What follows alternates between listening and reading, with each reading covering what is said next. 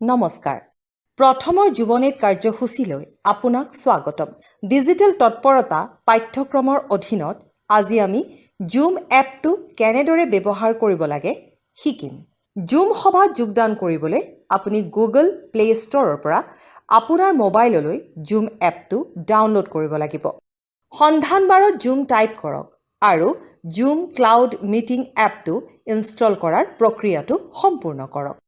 আপোনাৰ জিমেইল একাউণ্টৰ সৈতে লগ ইন কৰক সভাত যোগদান কৰিবলৈ হোৱাটছএপ গোটলৈ প্ৰেৰণ কৰা লিংকত ক্লিক কৰক কলত যোগদান কৰাৰ পিছত আপোনাৰ অডিঅ' সংযোগ পৰীক্ষা কৰক আৰু সভাৰ সৈতে সংযোজিত আনসকলক সম্ভাষণ জনাওক জুম এপৰ বিশেষত্ববোৰৰ বিষয়ে জানো আহক আপুনি আপোনাৰ ফোনৰ স্ক্ৰীনত টিপিলে আপুনি তলত বিভিন্ন আইকন দেখা পাব যদি আপুনি কথা কোৱা নাই আপোনাৰ মাইক মিউট কৰক আপোনাৰ কথা পাতিবলৈ সময় আহিলে মাইকটো আনমিউট কৰি স্পষ্ট কণ্ঠত কথা কওক যদি আপুনি কথা পাতিব বিচাৰে আপোনাৰ ভিডিঅ'টো অন কৰক যদি আপোনাৰ নেটৱৰ্ক সংযোগ দুৰ্বল হয় আপুনি কলৰ সময়ত আপোনাৰ ভিডিঅ' অফ কৰি ৰাখিব পাৰে ফটো বা ভিডিঅ' ভাগ বতৰা কৰিবলৈ শ্বেয়াৰ স্ক্ৰীন বিকল্পটো বাছনি কৰক ফটো ভাগ বতৰা বন্ধ কৰিবলৈ শ্বেয়াৰ বন্ধত টিপক আৰু সভালৈ ঘূৰি যাওক অংশগ্ৰহণকাৰী বিকল্পত আপুনি সভাৰ সৈতে কিমানজন লোক সংযোজিত আছে চাব পাৰে আপুনি নামত টিপিলে আপুনি ৰিনেম আৰু ৰাইজ হেণ্ড বিকল্পটো দেখা পাব আপুনি আপোনাৰ নাম সলনি কৰিবলৈ ৰিনেম বিকল্প ব্যৱহাৰ কৰিব পাৰে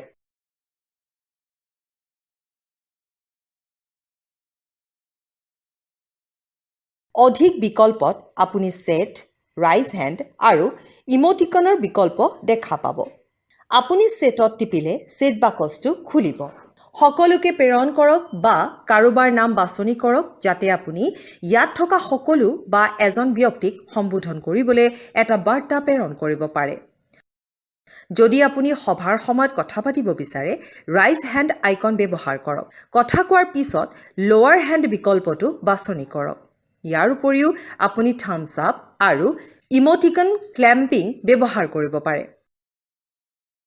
কলৰ সময়ত নিয়মবোৰ অনুসৰণ কৰক আৰু ইজনে সিজনক সন্মান কৰক সভা এৰিবলৈ ওপৰৰ সোঁ কোণত লিভ বিকল্পটো বাছনি কৰক আশা কৰোঁ আপুনি জুম এপটো ভালদৰে জানিব পাৰে ধন্যবাদ